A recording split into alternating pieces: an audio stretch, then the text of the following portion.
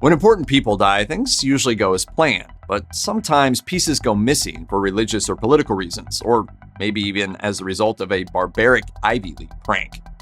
Margaretha Gertrude MacLeod, better known as Mata Hari, was a Dutch courtesan, exotic dancer, and convicted spy who worked for the Germans against France during World War I.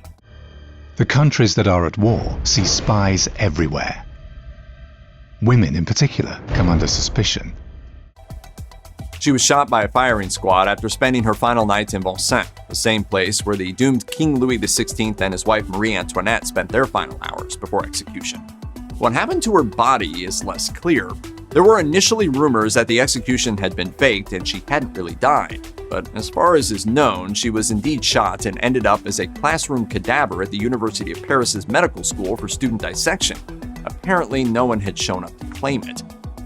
Now, according to Georgetown University, her head was at some point separated from the rest of her body, preserved and taken to the Paris Museum of Anatomy, where it remained until 2000.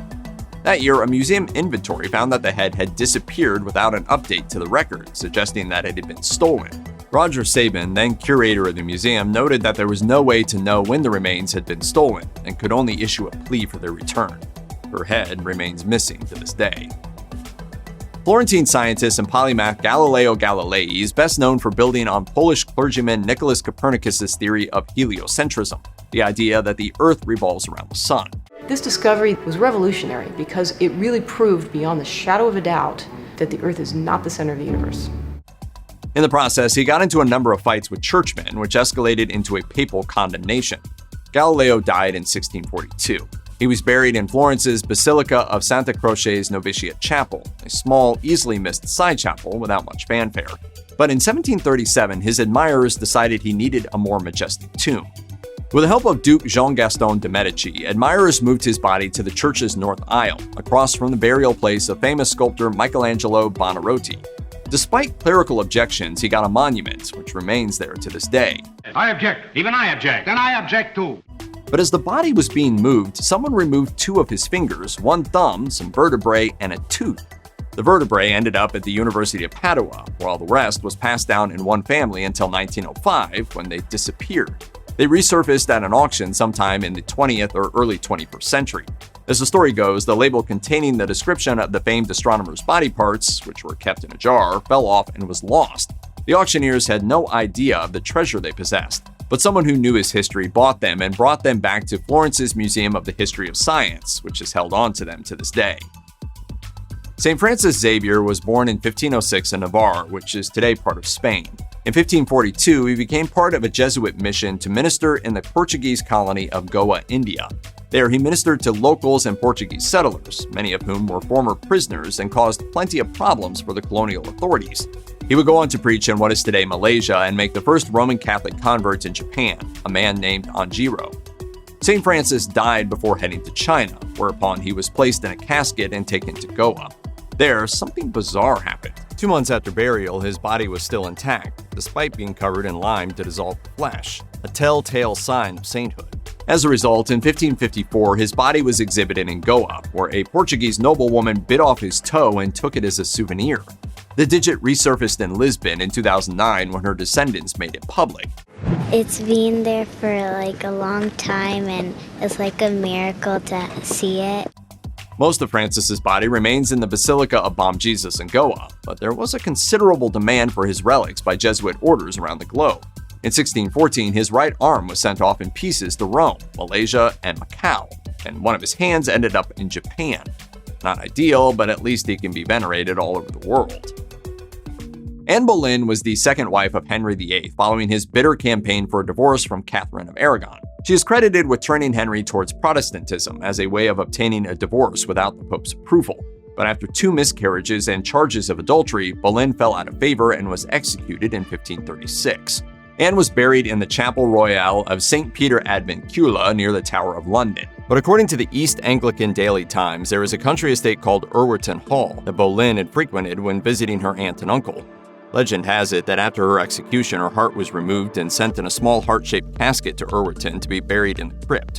In 1837, this heart-shaped casket resurfaced and was buried with a plaque claiming that it belonged to the dead queen. They found a casket which contained dust, which they believed to be Anne Boleyn's heart. This isn't the only legend involving Boleyn's remains either. It's been alleged that in the 1840s, Anne's whole body, heart included, was moved from London to her ancestral home near the village of Sal. Obviously, they can't both be true, but there's no way to prove either story, unless someone can ask her ghost, who, legend has it, haunts Sal every May 19th. Geronimo was an Apache leader and a medicine man best known for his dogged resistance to American and Mexican encroachment on his tribe's territory. And at the time, he's really kind of one of America's great enemies. But then slowly, when people see he's fighting for his own people, he becomes a hero. Geronimo died in 1909 at Fort Sill, Oklahoma, after 14 years in confinement. Geronimo is buried in the Beef Creek Apache Cemetery. Legend has it that in 1917, the body was dismembered by none other than the members of the Yale Secret Society's Skull and Bones, under the leadership of Prescott Bush, father of President George H.W. Bush and grandfather of President George W. Bush. According to ABC News, Bush and some of his fellow bonesmen went down to Fort Sill while school was out and dug up the bones to bring back to the tomb, Skull and Bones' New Haven headquarters. So is it true? A letter between two bonesmen discovered in Yale's Sterling Memorial Library appears to confirm the rumor, although bonesmen, at least those willing to talk, have always denied the story. But Geronimo's great-grandson, Harlan, believes Geronimo's skull really is at Yale and offered his own DNA to be tested against it so that the bones can be returned to the Apache chief's ancestral home in Gila, Arizona. I spoke with several bonesmen who told me that inside the tomb there was a glass display case containing a skull, and the bonesmen have always called it Geronimo. Yale denies possessing the skull or any other bones of Geronimo. Furthermore, Yale historian Alexandra Robbins notes that there's been nearly a century of opportunity for one of Skull and Bones' 800 or so members to move the bones somewhere else, making it unlikely they'll ever resurface. Nearly everyone alive on November 22, 1963 remembers where they were when President John F. Kennedy was assassinated in Dallas, Texas. What people don't know is that part of his brain went missing from the National Archives in 1966. According to Boston Magazine, Kennedy's brain was removed from his skull during his autopsy and ended up in a locked cabinet in the executive office of the president. Eventually, it went to the National Archives, and from there it disappeared. JFK researcher James Swanson has theorized that the president's brother Robert Kennedy stole the brain, the locker, and all the documentation of the president's autopsy. Swanson argues that it was not part of a cover-up on the part of conspirators, but simply Kennedy trying to hide his brother's poor health. Had the American public known just how sick Jack Kennedy was, he probably could not have been a presidential candidate. JFK had always been depicted as the handsome, vigorous president. To protect that legacy, it was important to ensure that the true details of his health were never made public. At least that's one theory. On the other side are allegations of a cover-up. According to the Washington Post, a 1998 staff report for the Assassinations Records Review Board alleged that the photos of Kennedy's brain were not really Kennedy's brain. With the 1978 House Select Committee on Assassinations' conclusion that Kennedy was killed by multiple gunmen, a cover-up is certainly a possibility. But since the physical brain has disappeared, there's no way to confirm or deny the allegations. For now, they remain unproven. Saint Anthony of Padua was a Portuguese Franciscan priest known during his life as a great preacher. He died in 1231 and quickly became a saint, everyone's saint, as Pope Leo XIII referred to him on account of his worldwide popularity. As the cult of veneration around St. Anthony grew, his body was moved to a larger church so that more pilgrims could visit. But when his body was exhumed, it had completely decomposed, with the exception of his tongue and jaw. In fact, his tongue gave off a shining aura. This was taken as a sign that even in death, the great preacher's tongue, with which he had communicated his message, continued to be incorruptible. Naturally, the incorrupt tongue and jawbone were separated from the body and kept in an ornate reliquary in the Basilica del Santo in Padua. And in the years since, the tongue has taken multiple tours around the world, most recently to Europe and North America, to celebrate the 750th anniversary of the saint's death. The Gospel of Matthew tells us that John the Baptist, a New Testament precursor to Jesus, was beheaded by King Herod Antipas. John had rebuked Herod for marrying his brother's wife, so he threw the prophet into prison. After dancing for the king at his birthday, Herod's niece Salome asked for John's head on a platter, so Herod beheaded him to please her. John's disciples took the headless body for burial.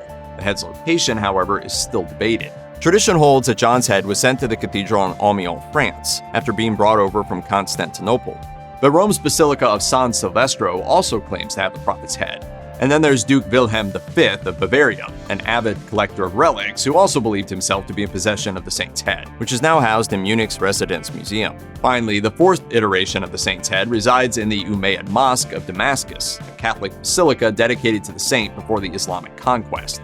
At this point, there are two possibilities. Either one of the stories is real or none are, and the actual head is long gone or somewhere else altogether. In 2010, Bulgarian excavators working in the ruins of the Rayla Monastery found the body of a Middle Eastern man who had lived in the 1st century, suggesting that maybe these were the true remains.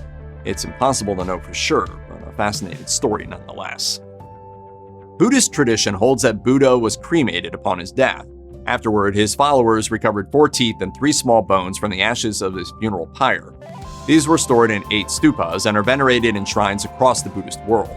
One of the recovered teeth was given to the king of Kalinga and eventually transferred to Ceylon, now Sri Lanka. The king of Ceylon, a devout Buddhist, happily received the tooth and instituted an annual procession and festival in its honor. The tooth has been stolen from Ceylon multiple times, most notably in the 16th century when it fell into Portuguese hands. The Portuguese were intent on destroying Buddhist artifacts, including Buddha's tooth, and advancing Christendom.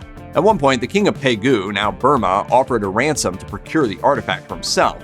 But the story goes that the Archbishop of Goa ordered the tooth publicly ground into powder, burned, and tossed into the river in the effort to eradicate native religions. Despite the apparent destruction of Buddha's tooth, monks still protect somebody's tooth at the Temple of the Sacred Tooth in Kandy, Sri Lanka. They wash the tooth in scented water every Wednesday and perform venerations 3 times each day.